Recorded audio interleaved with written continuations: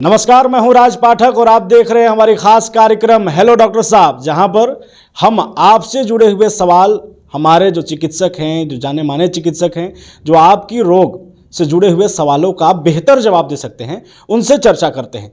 तमाम विषय हैं और सभी विषयों को लेकर के हमारा प्रयास यही होता है कि आप तक उससे संबंधित चिकित्सक जो अपने क्षेत्र में महारत हासिल कर चुके हैं, लगातार लाखों मरीजों को देख चुके हैं, उनसे चर्चा किया जाए ताकि आपको बेहतर गाइडेंस मिल जाए। हमारे साथ में औरंगाबाद जिले के जाने माने चिकित्सक डॉक्टर मृत्युंजय कुमार हैं। ये पीजी रिम्स से कर चुके हैं, रांची से एमबीबीएस धनबाद पीएमसीए से कर चुके हैं। अभी औरंगाबाद में स्किन केयर नाम से इनका हॉस्पिटल है और वहाँ पर हजारों की संख्या में मरीज आते हैं और सवाल वही होता है, चर्म रोग। सवाल वही होता है कि सर्दियों के मौसम में रूखापन, सवाल दिनाएं, इन तमाम चीज़ों पर जो आपका सवाल है हम चर्चा करेंगे। सर, स्वागत है बुलेट न्यूज़ में। Thank you.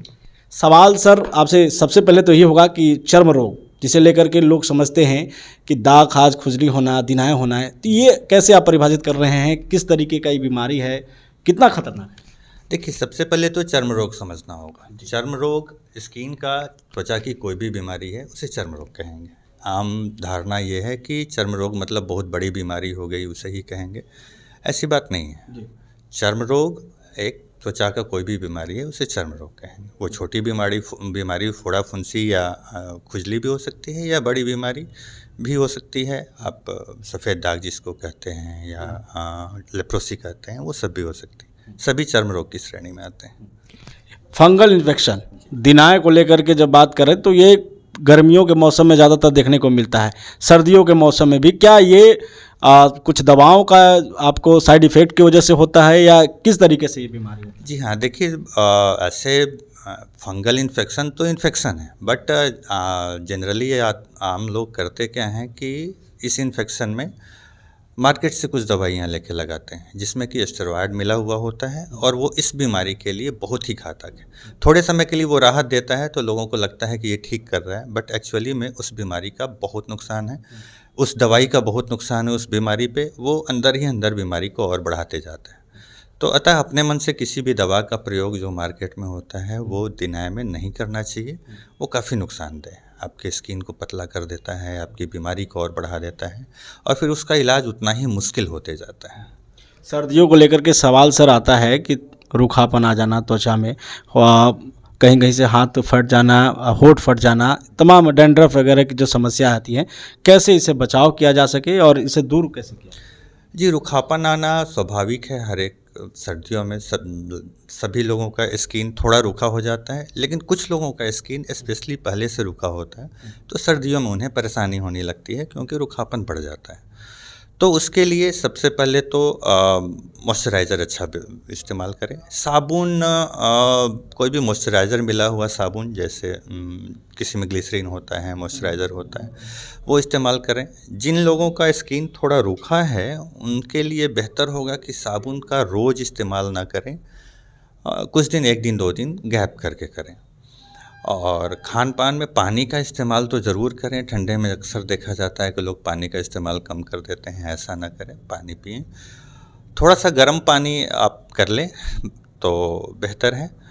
स्नान करने के लिए भी बहुत गर्म पानी का इस्तेमाल ना करें, थोड़ा सा सुसुम पानी जिसको हम लोग कहते हैं वो इस्तेमाल करें। बहुत गर्म पानी से भी नुकसान है, और बहुत ठंडे पानी का भी बेहतर होगा कि थोड़ा हल्की गर्म पानी का इस्तेमाल करें। डॉक्टर साहब, सवाल ये है कि एक तो जन्मजात जो बीमारी होता है, जो दाग होते हैं, एक वो, और एक जलने की वजह से किसी कारणवश होता है।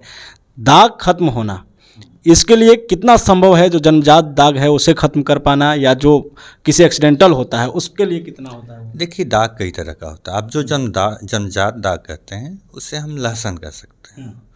बहुत मुश्किल है उसका ठीक होना। वो किसी ढंग की कोई बीमारी नहीं है, वो नॉर्मल सा चीज़ है।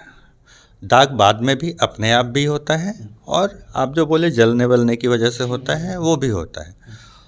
उसे ठीक किया जा सकता है, लेकिन इलाज लंबी चलानी पड़ती है, लंबे समय तक इलाज करनी पड़ती है। चर्म रोग से जुड़े सवाल ये आपने सीधे पहले ही कह दिया कि ये कोई खतरनाक बीमारी नहीं है। क्या ये जो बीमारी है इसका इलाज महंगा है? ऐसा नहीं है कि सारी बीमारियों का इलाज महंगा है, कुछ कुछ बीमारियों का इलाज थोड़ा महंगा है। अब देखिए, सस्ता महंगा तो आप अलग ढंग से परिभाषित कर सकते हैं, लेकिन हाँ, कुछ बीमारियों का इलाज महंगा है, कुछ बीमारियां आसानी से ठीक हो जाती है, उनके लिए ठीक हो जाएगा वो। हाँ हाँ हाँ।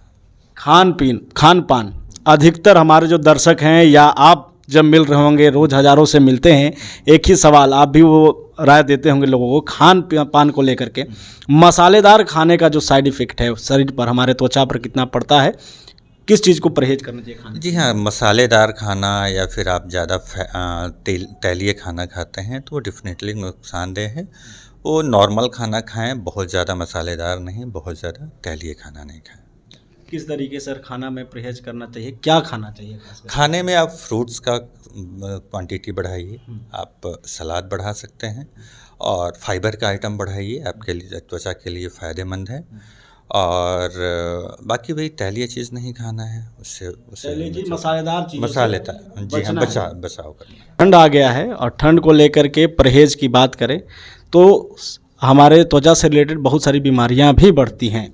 आप क्या कहेंगे, किस तरीके की बीमारी सामने आती हैं इसमें, और फिर उन लोगों को क्या परहेज करना है? देखिए, ठंड में थोड़ा स्किन रूखा हो जाता है, त्वचा रूखी हो जाती है, इस कारण कुछ बीमारियां बढ़ जाती हैं, जिसको कि एक सोरासिस है, एटोपिक डर्मेटाइटिस है, ये बीमारियां बढ़ जाती हैं। उसके लिए तो सबसे पहले आपको मॉइस्चराइज़र, अच्छे मॉइस्चराइज़र का इस्तेमाल करना है और स्नान करने के तुरंत बाद आप मॉइस्चराइज़र का इस्तेमाल करेंगे तो बेहतर है। थोड़ा बहुत अगर रूखापन है तो इसी से ठीक हो जाएगा। अगर सोरासिस है तो आपको अच्छे डॉक्टर से मिलने की ज़रूरत है। कुछ लोग साबुन का इस्तेमाल करते हैं शरीर पे या फिर सर पे, ये कितना मतलब फायदेमंद है या जी, साबुन तो ज़रूरी है, लेकिन जिनका स्किन रूखा है उनके लिए है कि आप कम से कम ठंड के मौसम में रोज़ साबुन का इस्तेमाल ना करें, एक दिन 2 दिन गैप करके करें और साबुन वैसा इस्तेमाल करें जिसमें कि कोई ग्लिसरीन या मॉइस्चराइज़र मिला हुआ हो, तो वो आपके स्किन को ज़्यादा डैमेज ना करेगा, रूखा नहीं करेगा। गांव की भाषा में बात करें तो एक बीमारी होता है चिकन पॉक्स, उसे माता जी निकलना भी कहते हैं, शरीर पर हमारे त्वचा पे दाना दाना होता है। किस तरीके की बीमारी है, इसका इलाज फिर कैसे? जी, चिकन पॉक्स एक वायरस है, ज़्यादातर बच्चों में होता है, वायरस के इन्फेक्शन से होता है, ज़्यादातर ये बच्चों में होता है, लेकिन अक्सर बड़ों में भी देखा जाता है। इसका अगर थोड़ा बहुत है तब तो ये सेल्फ लिमिटिंग डिजीज़ है, इसको कह सकते हैं, अपने आप ठीक होता है। लेकिन अगर ज़्यादा हो रहा है, स्पेशली बड़े लोगों में ज़्यादा होने का खतरा ज़्यादा होता है, बीमारी सीरियस होने का खतरा ज़्यादा होता है, तो उसका इलाज ज़रूर करवाना चाहिए। आम भ्रांति है कि चिकन पॉक्स हो गया, माताजी हो गई तो इलाज नहीं करवाना चाहिए, ऐसा ना करें। अक्सर हमारे पास ऐसे केस आते हैं कि इलाज नहीं करवाएं और वो काफ़ी सीरियस हो गए। जी हाँ, तो इलाज ज़रूर करवाएं। इसमें क्या सर मौत भी हो जाती है इस तरीके से? वैसा बहुत रेयर है, लेकिन बहुत सीरियस होने पर हो सकता है।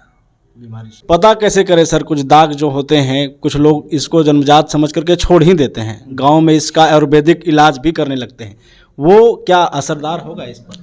देखिए, अब आयुर्वेद के बारे में बहुत ज़्यादा हम कमेंट नहीं कर सकते हैं, वो अलग पद्धति है। डेफिनेटली उसमें भी बहुत अच्छे इलाज हैं, आयुर्वेद में भी, लेकिन उसके लिए आयुर्वेद इलाज भी कराएं तो किसी सर्टिफाइड आयुर्वेदिक डॉक्टर से कराएं।